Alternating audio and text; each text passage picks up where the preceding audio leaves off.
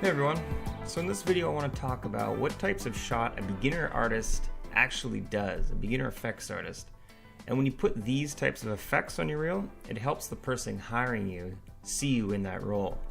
So when you're starting out, and until you get production shots to put on your reel, you put personal projects on your reel to showcase what you can do. As an effects TD or an effects artist, you're always learning, always. But it's also important to know where to spend your time learning until you have the experience in different areas. And I'd recommend focusing on the effects that you'll most likely be working on as a junior artist, becoming good and efficient and showcasing that. And less important when you start is to learn big, elaborate setups and big effects, because the reality is you're not going to be working on those big shots the more experienced artists are. So I've got a Prometheus here, and I just wanted to give some examples of the shots that I did as a junior and a lot of other juniors would do. So the thrusters here on the back, the thrusters on the back of the ship, and this is in quite a few shots, and an experienced artist would create the setup for that and then hand it over for a junior artist to take and then throw in. I must have done 30 shots of that.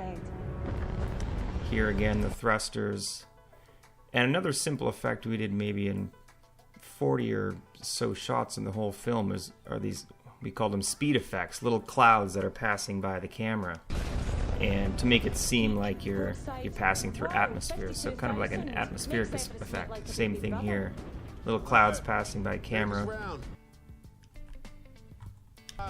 Again here, you'll see these little clouds passing by the camera to make it seem that we're flying through air.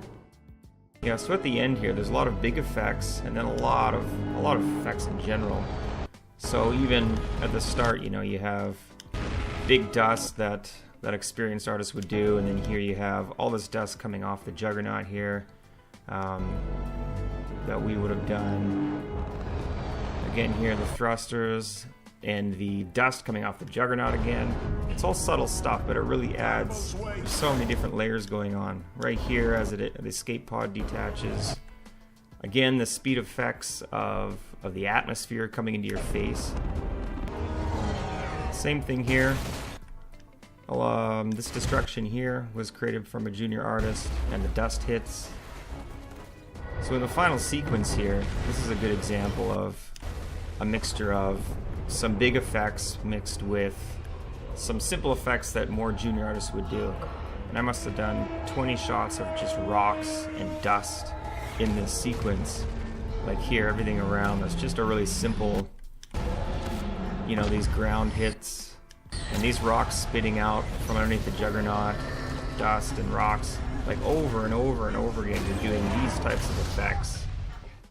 Some of the most common effects in modern movies now are obviously all the superhero effects. They're littered with debris and dust and explosions and buildings that are like crashing down and all that. So even in Man of Steel here, this the fight sequence, there's some good examples of simple effects. Just as it opens up here, you got some foreground dust, these little fire things in the background, more dust.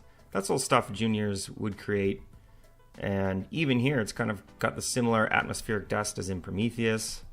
Fires and smoke plumes in the back. It's all fairly simple stuff, but it's just everywhere. Same thing here as well.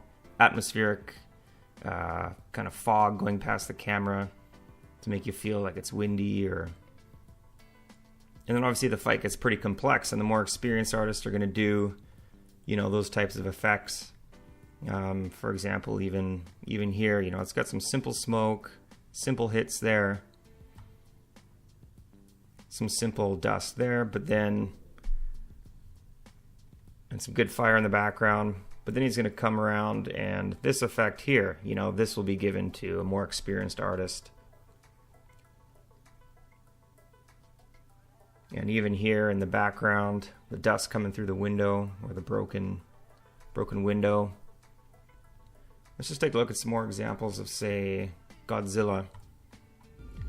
And the same type of stuff. This is in so many movies. And the foreground smoke, background smoke, and dust. And a lot of this is stock elements for compositing as well. So those are just some examples of work that more beginner artists would do compared to the more advanced stuff that experienced artists would do. And when I was hiring, I would look for artists with some of these type of effects on their reel because that's the vast majority of the work. And the experienced artists are going to be doing the bigger shots, the more elaborate explosions and destruction sims. But that being said, it's important to know how these effects fit together in the pipeline and how to create a smaller effect, but in a big shot. For example, an experienced artist might be demolishing a building, and you'll need to do some more dust in the foreground or background. So you'll need to know how to work with the setup that he or she will give you and the assets that they'll pass off.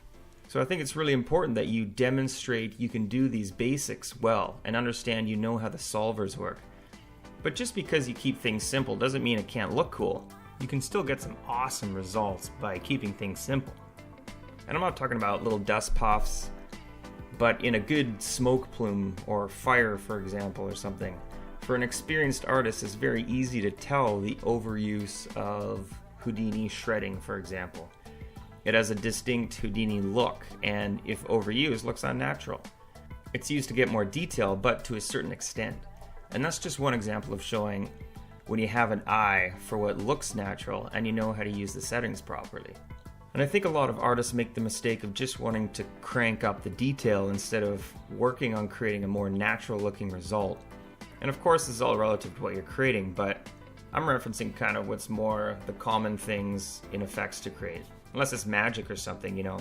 Usually you're striving for realism. After all the solvers are built around physically accurate physics and all that. So in the next video, I'm going to show you some examples of these shots that you can put on your reel to showcase you know these effects well. And I'm not talking about putting on one of these examples, you know. Do the setups 5 times and have 5 awesome shots of debris and dust with 5 types of setups, you know, or 5 shots of crumbling bricks to showcase, you know, you really have the eye for dynamics. Really hammer it in that you know the solvers and how they work. Instead of having 10 shots of things totally different from each other, you kind of fit into a very broad category.